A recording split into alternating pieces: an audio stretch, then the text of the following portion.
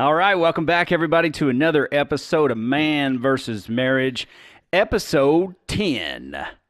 That's Diaz in Spanish, or Diaz, Nueve Diaz. Here you go. A little bilingual, multicultural excitement there. Episode Diaz. So episode 10, here we go. Look, check it out, guys. Check it out, world. Check it out, globe. Episode 10 is going to be really interesting. It's going to be completely raw. We didn't have any pre-talk, any pre-plan. We did not have any structured notes to go by. I wrote a few thoughts down, but this is not how we do a normal episode. Why is that? Because if you're just jumping in on episode 10, do us a favor and pause and run back to episode 9. It's 48 minutes, but give it a listen. Because the end, and it's more like the last 25 minutes of that episode, I had an epiphany. Before I say anything about that epiphany, welcome, Coach Rita. Hello. Also, my lovely wife, Jeannie, is in the studio, and you'll hear from her shortly. So, Rita, we'll get into what episode 10 is about. Episode 10 is called Reality Check. Yes.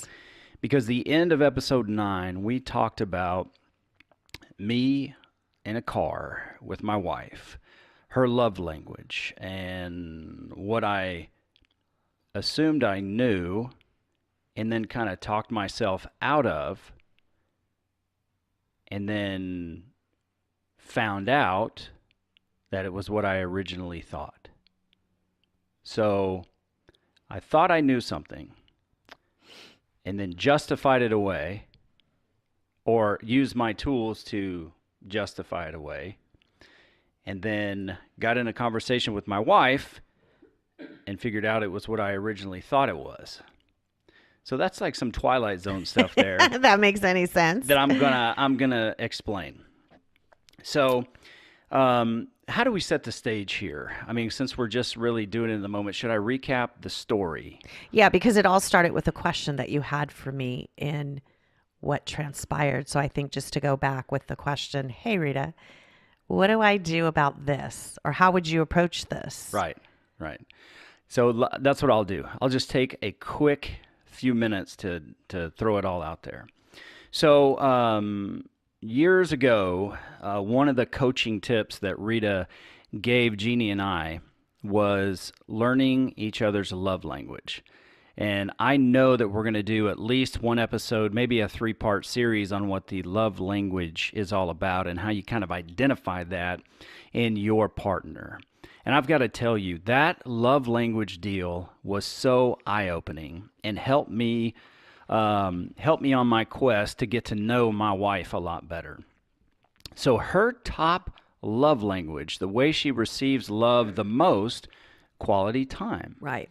And we had been through a couple of ups and downs, or several ups and downs when it comes to the quality time and what the definition of that is. Because I had a way I defined quality time, and she had a way she defined quality time, but I kind of never took the time to ask her what her definition was. Because what I was doing was defining her language through my filter. And what good is that? Right. You know? So it's like, if it's her love language, why not ask her to teach you how to speak that language? That, looking back, it's all like common sense. Right. But in the moment, it's, it's like the golden rule, do unto others as you would have them do unto you, which is great. But the kind of the way you put steroids into that in our marriage conference was, treat others how you want to be treated. It's treat others how they want to be treated, because she's not like you. Exactly. And you're not like her. So I made some mistakes. It was all honest, honey. It was all honest. It was from the heart. I made mistakes. I wasn't mature enough in my development to ask her, what does this look like to you? Because, hey, it's great. I know what it is, but what does it look like? Right.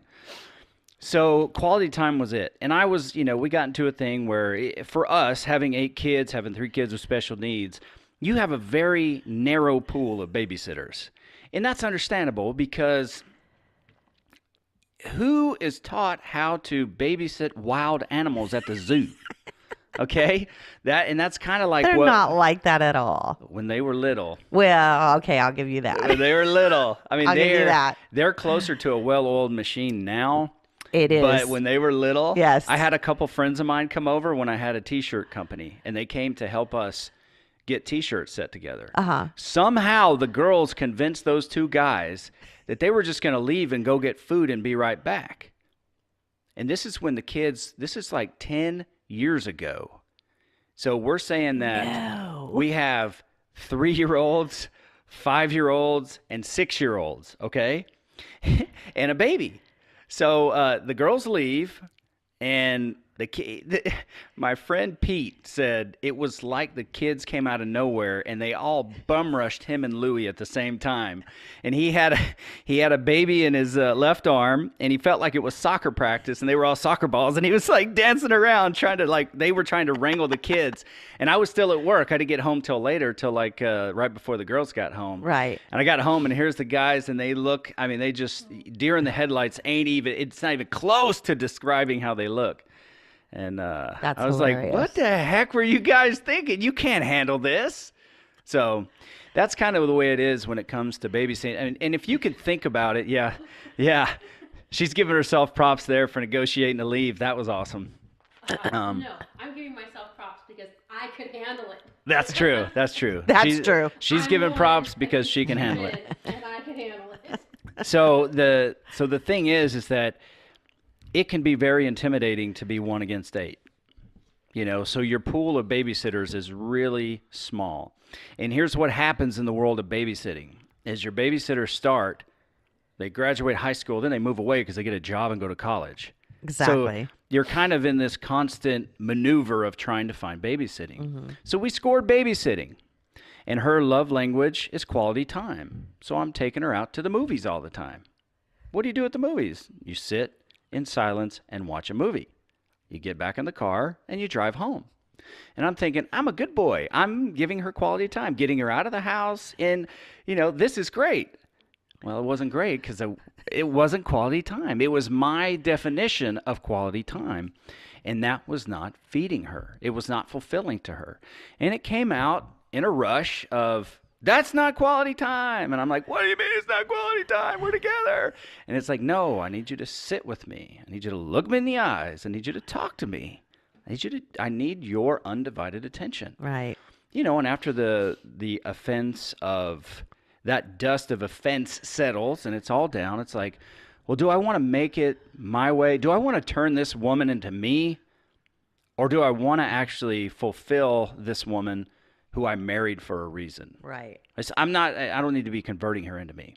So that's what we got. Now there are long gaps of us not having babysitters, and we don't get time together. Mm-hmm. And that for us is grueling on our marriage because of the dynamics in our home. Exactly. So, I went through a sickness. I hope I'm going to make sense of all this, but I went through a sickness for, basically about 2 years, year and a half maybe, and where she had to really take care of everything for me, because I had my guts cut out. Right. So she had me as a dependent, and there is a part of her, unless you disagree, that really thrives on being needed and, being able to take care and nurture, mm-hmm. someone, especially me. I'm her number one. So when I went back to work, I was gone because I went back to work. This last time, I didn't go for half days. I just went right back into work, got promoted, worked in another city full time. And so the dynamics changed. And, and I'll let her talk a little bit about what that effect that had on her. But what happened was her dad had a medical issue. And for a while, she had been reading these books on her phone, like constantly reading.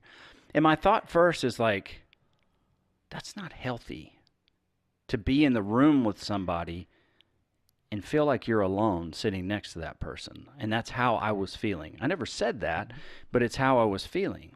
And it's like, but look, and I'm so analytical, or whatever you want to call it. I'm constantly analyzing to try and make sure that all my levels are where they need to be, and trying to make sure that she is fulfilled in what she needs. And my reasoning was, before we ever got on the trip, my reasoning was, well, if she's sitting there, she's happy, she's reading, maybe she's okay. I wasn't okay. And instead of just coming straight out and kind of being honest about it, I would make jokes about it, which is the wrong way to handle it completely. There's nothing good about making jokes about pain, because it turns into resentment. Right.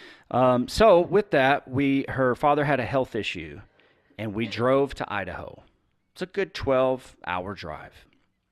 In times past, when we'd go to Vegas for the weekend, we'd go to Laughlin or wherever, San Diego or whatever the case is, quality time was us sitting together, talking about our future, about our dreams, about our kids, about what we wanted to do. Quality time was not number one on my list. Right. I was words of affirmation. That's me. So I actually got into this thing of quality time, and I started looking forward to it. Like I said in episode 9, my thing was, when I drive, I love to think and I love to learn. And so I'd like to listen to a podcast while she sleeps, or whatever the case is.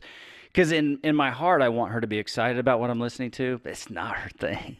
It's not for her, no matter what it is. It's just not for her. Right. It's my thing. But I got into this deal where it's like, I cannot wait to go on this long drive with her, because we're going to talk. We're going to share some of this quality time. It rubbed off on me. And so, fast forward a few months of where she's constantly reading these books, even when we're together in the same room. And we go to get in there, and I'm like, I am completely butthurt. I'm holding the butthurt wrestling belt national champion above my head. And instead of just talking to her about it, I go into the game of analyzing things. And the whole trip up there, I analyzed and was butthurt.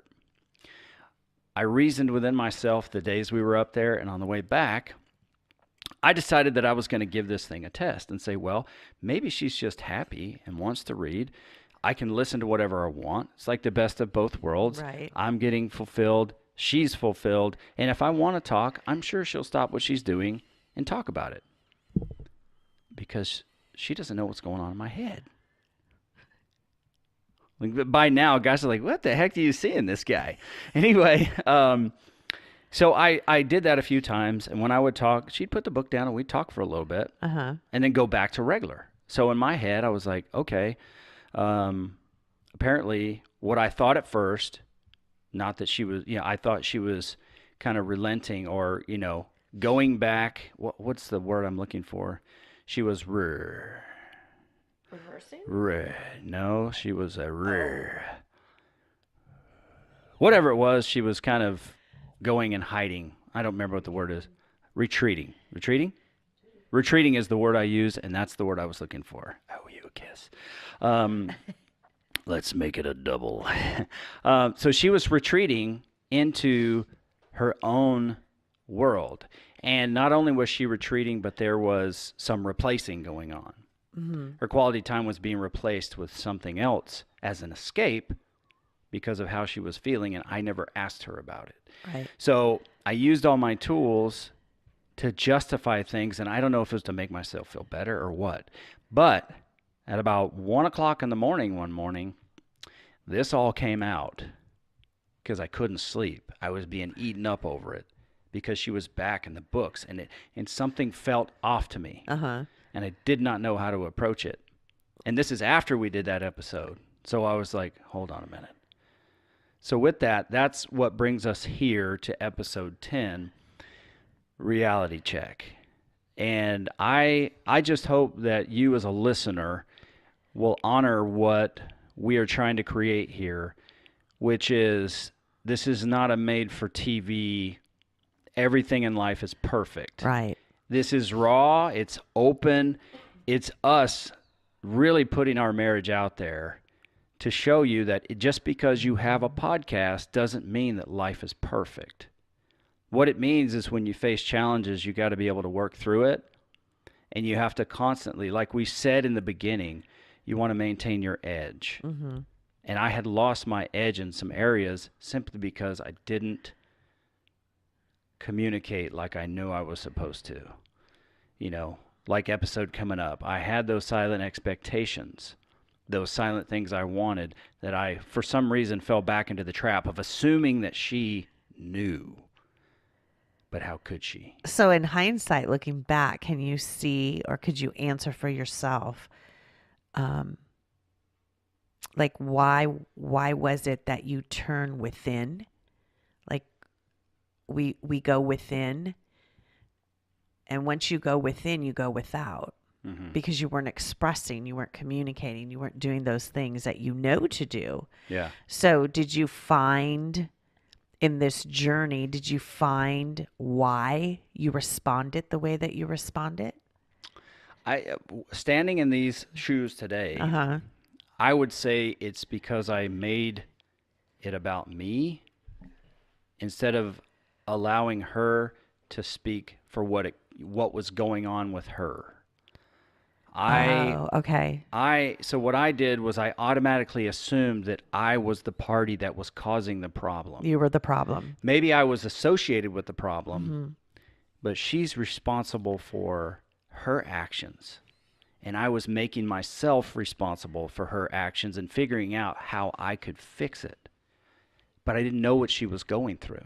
Mm-hmm. I assumed it all based on the past. What's today's tip? Assume nothing. Assume nothing. No, really, assume nothing. Absolutely nothing. So, are you willing to come up and talk a little bit about what you were going through and kind of put it out there? Yeah. Okay, excellent. We're just going to do a little switch where... Yeah, I'm going to step away from the mic. We're only set up for 2 right now. That's all the ends we got. Future will be at 3-4 mics, man. We be getting checked out in this thing. We have mics forever for days. But I'm going to turn it over to Jeannie and just let her discuss a little bit about what she was going through. And then we'll do our best to get this episode wrapped up when I come back on and we can kind of move through. Right, because I'm sure the listeners are, we've all experienced that. It's not like none of us in a relationship have experienced what it is that, you guys had just gone through just the last couple of weeks or a month ago. So it's not like it's an unfamiliar, untreaded territory. We all go there. And it's just having the listener, having you guys just listen in on this is reality. This is marriage. This really is how it is. And this is how you work things through it. You just don't throw the towel in and say we're done because, we just can't get our crap together. Marriage is workable. It is doable. It's just the willingness on each other's part, to bring stuff to the table and say, this is what I have to give you. So I think as a listener, as you're listening along, you all could probably think, oh yeah, my wife and I have done that. Or, we've gone through there. Yeah, I understand where you're coming from. So I don't think it's, we don't have to be perfect. Right. And what I'm hoping to create right before Jeannie gets on the mic here, what I'm hoping to create is that as a guy, I don't really go and talk to people about my marriage. I don't think we as guys, just to say the majority of us, we're not going out and talking about our marriage to other guys. Where girls have an outlet, it would seem, whether it's mom or best friends, they kind of share that. But for us, that's really nobody's business or problem because that kind of opens you up to be vulnerable. Right. I mean, you might complain about your wife, but do you really share your vulnerabilities or what you're going through? So that to me is what I'm trying to create for us as guys in this place, just to create a space to allow ourselves to say, hey, man, I'm going through this, and I don't know what to do. So I hope this kind of facilitates that for some growth in us as guys. Right. Is that fair to say? Mm-hmm. Okay, I'll Very hand the much. mic over to you, honey. Okay, so you want me to recap from when you went back to work and how this all happened? Yeah. Okay, so we went from me being the care provider for you and all the kids and pretty much shouldering most of everything True. to you got up one morning and you were gone to a regular work day, which normally wouldn't be a big deal. But the new position, the driving, it's more time. It's, more consuming because now he's learning new things. He's got all the stuff he has to catch up with. Me being me and knowing our past, you're spending too much time doing these things, but it's a new job and I don't want to be the nagging wife. Right. So the home I grew up in and what I've seen in my own marriage, this was the common. If my mom said something to my dad, it was automatic that she was nagging about something. And if you mentioned it more than twice, all hell broke loose. So, and he and I have had that same thing in our marriage in the past. He's always doing something new and it always took more time and it left me with the kids. Now we've since got past that, but I can't help what triggers a memory to think, okay, this feeling is back. You're busy all the time. Mm-hmm. The podcast came up. I love the podcast. I'm glad that he's doing it, but understand where my heart is. My husband is doing something else. Right. And I'm not. And it's not that I want to be center of attention or that I want to be part of what he's doing necessarily, except that that's a day we could be spending a couple hours of quality time. Mm-hmm. And now it's been removed from our schedule. So in the beginning, it was rough for me to deal with, but I didn't want to nag him. So as time went on, this was February, I think, is when things just kind of started getting, okay, well, you're not here. I love to read. I've gotten really into it. I love to write. So I was kind of just putting myself into that. And then he was home, but he was still working. He was bringing his work home with him. Right. And so it's like, okay, you're here and we're watching a movie together with the kids and everybody's having dinner and you're on your computer. Okay, well then I'm going to get on my phone. You're not here, I'm not here, but we're here together, so we're good, right? So that went on for a little while, and then probably around April, we discussed it a couple of times and we decided, okay, we're going to make some changes. We didn't have any babysitting at the time, so it was okay, we'll spend time in our room, we'll put the kids here, and then we'll go watch movies in our room, we'll spend some time together, whatever. That didn't work because he would be in the recliner and he's exhausted and he would fall asleep, or I'd be laying in the bed and the movie got boring and he doesn't look like he's much into it either. So I'm over here on my phone again. And it just, we weren't together. We were there, but we weren't together. But I didn't want to say, this is not my version of quality time. Mm-hmm. Why do I have to tell you how to give me quality time when we've had this conversation? Right. Okay, note to self, giving reminders is not necessarily a bad thing. Exactly. But I felt bad for it because I felt like I'm going to, I didn't want to piss him off. Mm-hmm. I didn't want to make him feel like he's asking me for these things, but he's not asking me the right things. How do I fix this? Duh. You know how to fix this. Sitting in a bedroom in a house where I still have 8 kids that can come knock on the door at any time. That's like being a mom and going to the bathroom. You're not alone. They're still going to come knock on the door. Exactly. I don't get away from it. So my quality time is I need to be removed from the situation. But where I struggle is he would give me a choice. Do you want to go out tonight? Or do you want to stay home and do this? I took that as he didn't want to go out. He wanted me to choose how he should be spending time with me. Right. I don't like that. It's like telling somebody what to get me for Christmas. I can't tell you what to get me for Christmas. Use your imagination. Figure it out. Right. He's laughing because it's true. I'm just not that person.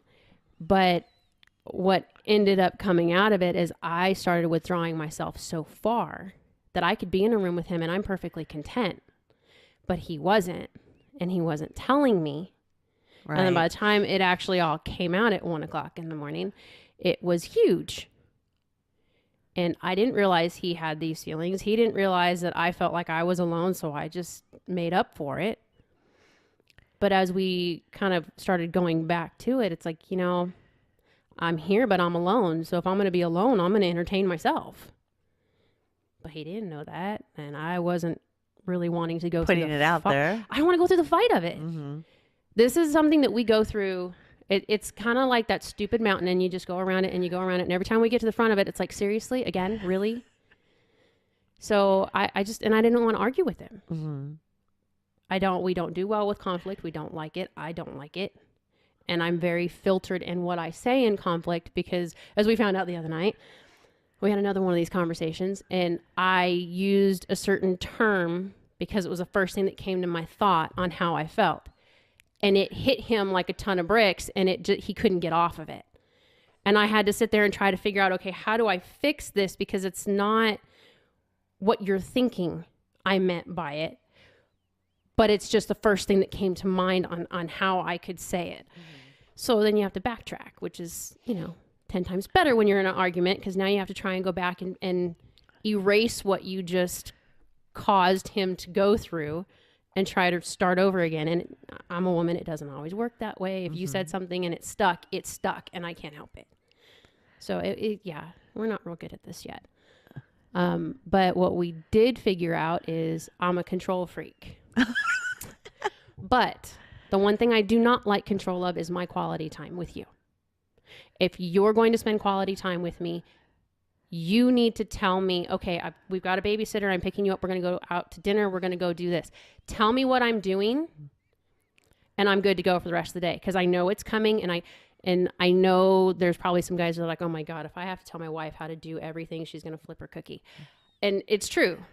If you told me how to clean my kitchen and put things where they need to go, I would flip my cookie, because this is my space. Get out of it. But when it comes to my quality time, I need him to take charge of him wanting to spend time with me and knowing how I need that time, and then making the plan for it. Right. It's kind of like when he wanted to do a weekend getaway. He would call me, can you get a babysitter for us to do this, this, and this? And then my brain goes into, I've got to get a babysitter. I've got to get the schedule set. I've got to make sure we've got food in the house. All these things that I have to do. And it's not a bad thing. It's just overwhelming. And on top of that, okay, now I have to get in the headspace of we're going away for a weekend. I don't get in that headspace very easily. So the last time he made arrangements for us to go somewhere, first thing he says is, I've got a babysitter. You've learned. We're going to go here for the weekend. I've got a babysitter. This is what the babysitter needs. Can you just handle this? Perfect. I know my to-do list, and I'm going. He's giving himself props. But without that, if I have the choice in it, I have so many things to balance that I can't make a decision. And I suck at saying, I need you to do this. As a mom of so many, and having taken care of him for the last 2 years, I've deferred myself completely out of the equation. And it's not healthy. It's not what I should be doing. But it was the only way I knew to deal, because I didn't have time to go through the emotions. I didn't have time to go through... With survival mode. Yeah. Unfortunately, I know that mode way too well, and it's very easy to click back into it. Yes. And that's what's happened here is, well, I'm not getting my quality time, so I'm just going to survive on what I know. Mm-hmm. Right. And then when we have the conversation about it, now we're getting in the place where we're finding we had a moment the other night where it was really bad. We just, for whatever reason, communication just completely stopped. Meltdown. And both of us are just looking at each other going, okay, screw it. Never mind. We'll deal with it later. Worst thing we could have done. 3 days later, we're hashing it out, and it's like, why didn't we just do this when it happened? Because he thought he was doing something to help me. I thought I was doing something to help him. And both of us were totally wrong on both sides of the coin. And then it screwed both of us. This is such a good setup for the next episode. It totally screwed both of us for the whole, for 3 days. It made a crappy day at work 10 times worse for him, because then he didn't feel like we had our connection. Right. So he didn't have his quality from me. His needs weren't met. I thought they were.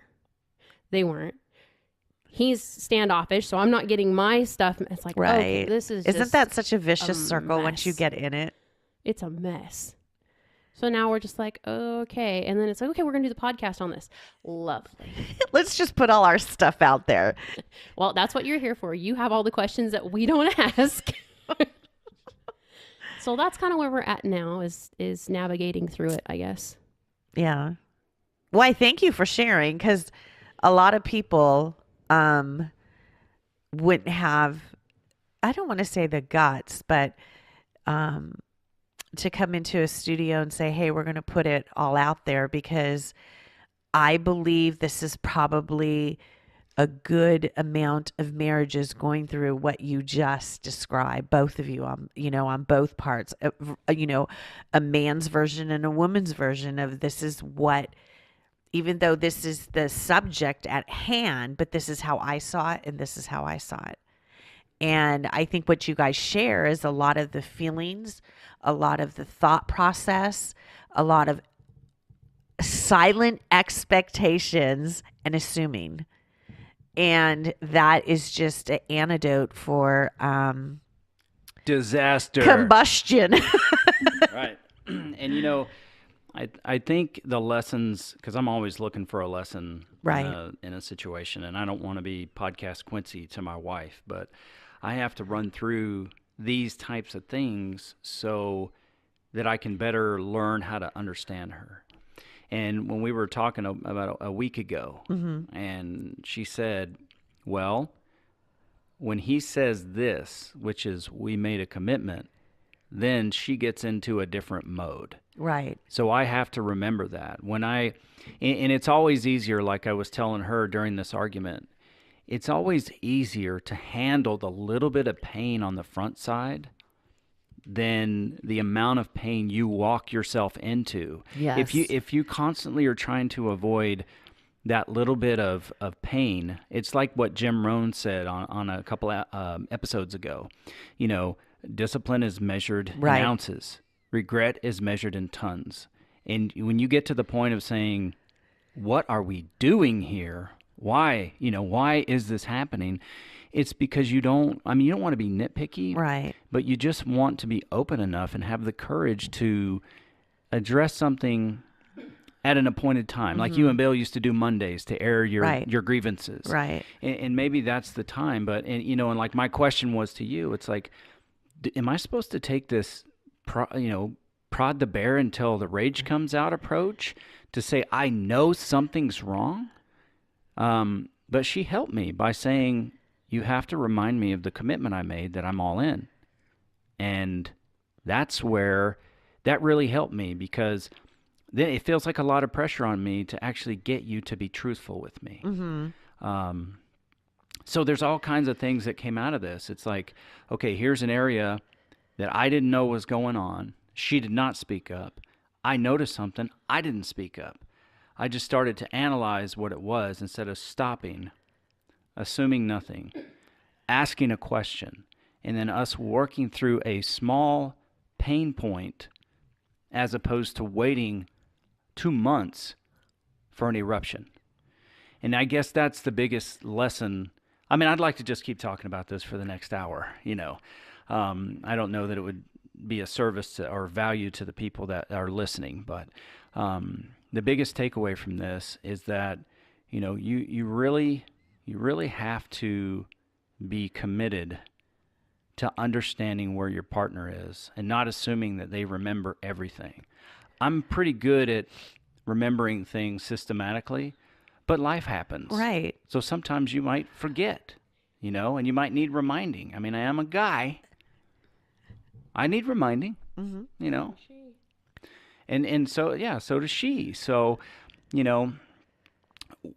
I think there's a lot of lessons that the listener can learn in this episode. And, I hope that it's been of value to you. I hope it's been something you can look at and say, wow, they're really putting it all out there for an opportunity for my benefit, so that maybe you can realize or recognize something, and know that just because we have a podcast, everything is not perfect, Right. and that's okay.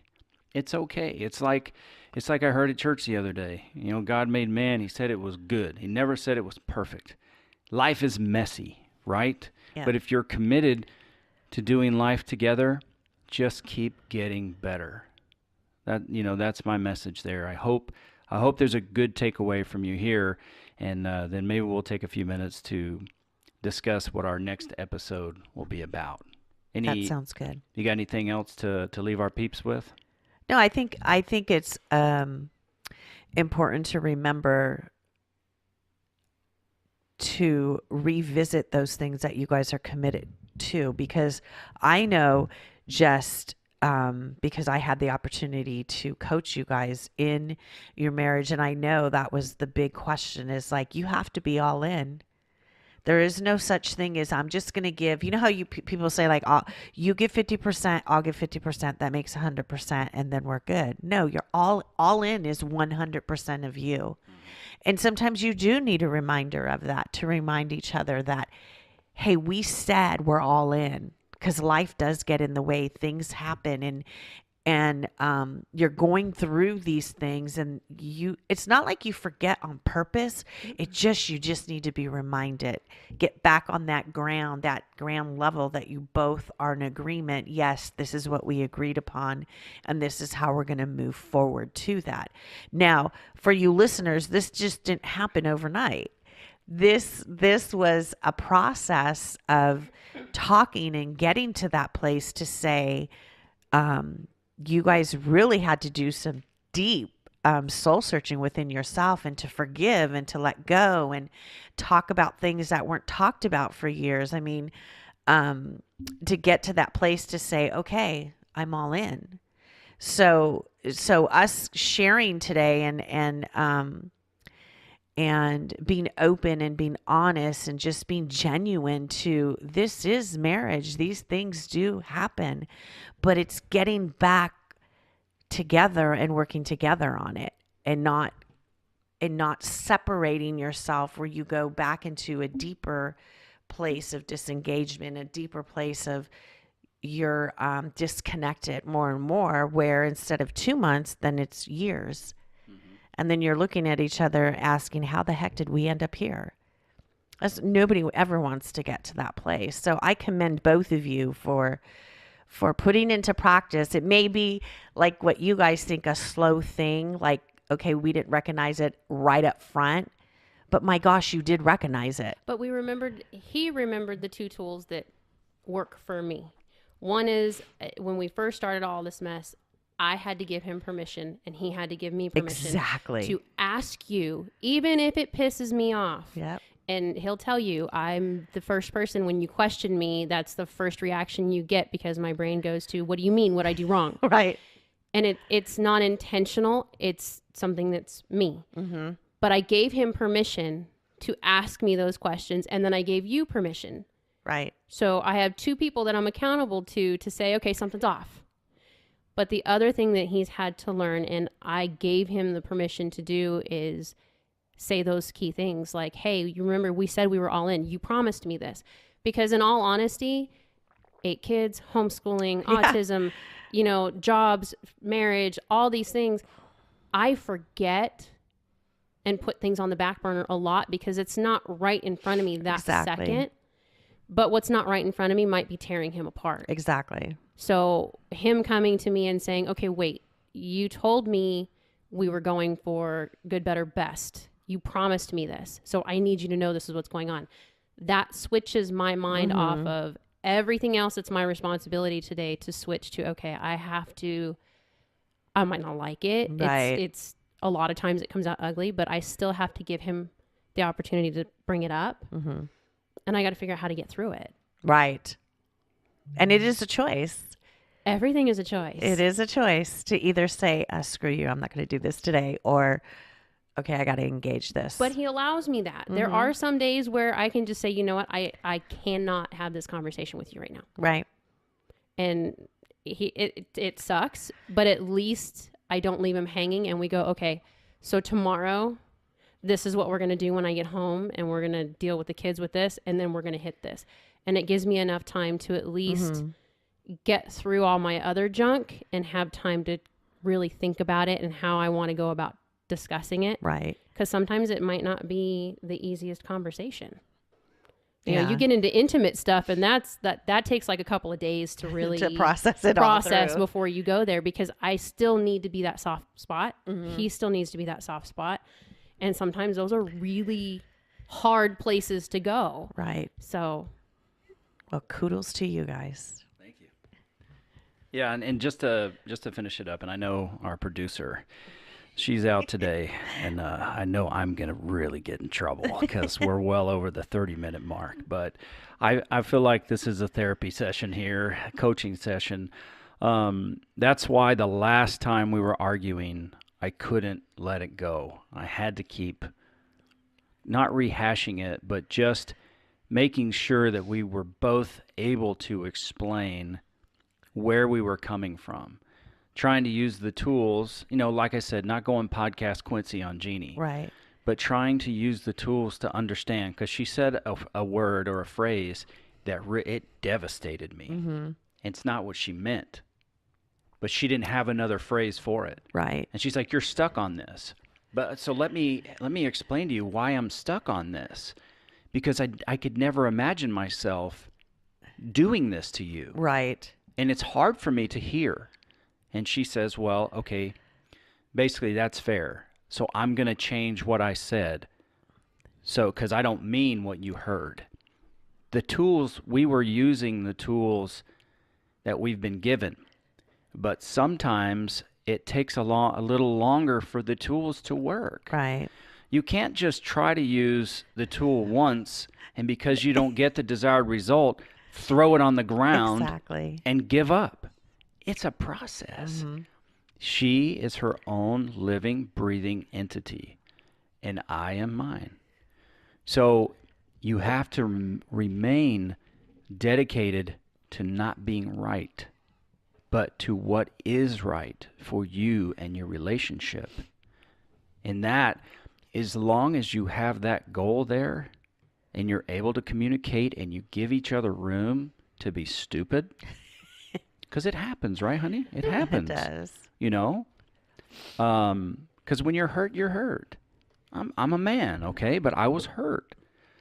But you give each other that room, you start to build something beautifully. I can't imagine having this argument we had the other night, discussion, whatever you want to call it, 5 years ago, before this coaching. No, I couldn't imagine it. we wouldn't be talking right now. We would still be in silent mode.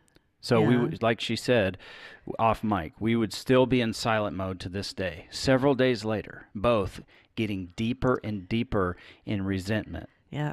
And that resentment is like, it almost becomes unbreakable without real help, because then you make choices. Once resentment's involved, then you make conscious Right. decisions, and that person becomes your enemy on some levels, and what they become is the object of your frustration. Exactly. And then they can give you a compliment that sounds like criticism.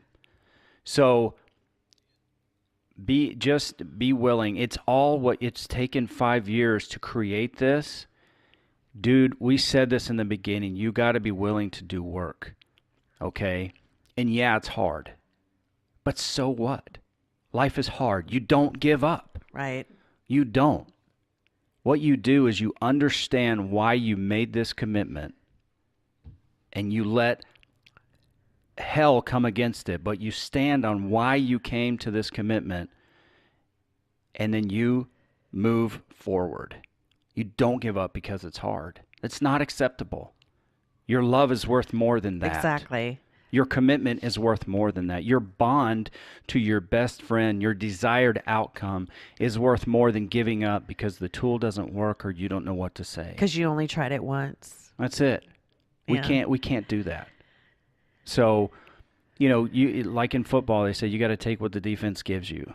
So, just make small progress, but understand what the ultimate goal is here. And don't fight to be right, but fight for what's right for your relationship. Right. That's about all I got for that one. Is that a good place to stop? I think so. Okay. So, hey, if you want to reach out to us, please do so. You can reach out to us on email, manvsmarriagepodcast@gmail.com.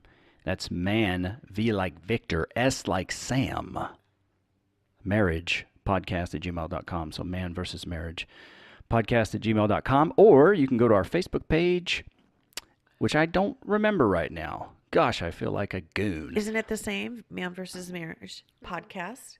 Yeah, it's the same. Thank you, Rita. Thanks, Coach. Twitter, I believe it's at MVSM. And that we're really starting to kick in on our social media right now. So, we're in, I don't want to date this, but we're in the 31 days of Merry Tipsmas. So we got tips coming out, but I don't want to date it. So anyway, reach out to us, email us, join the Facebook page, and really let us help you. Help me help you, right? That's the Jerry Maguire thing. Help me help you. All right. Show me the money. Show me the money. All right. Okay, well, have a fantastic rest of your day, night, weekend, afternoon, whatever it is, guys. And we will be back for another episode of Man versus Marriage.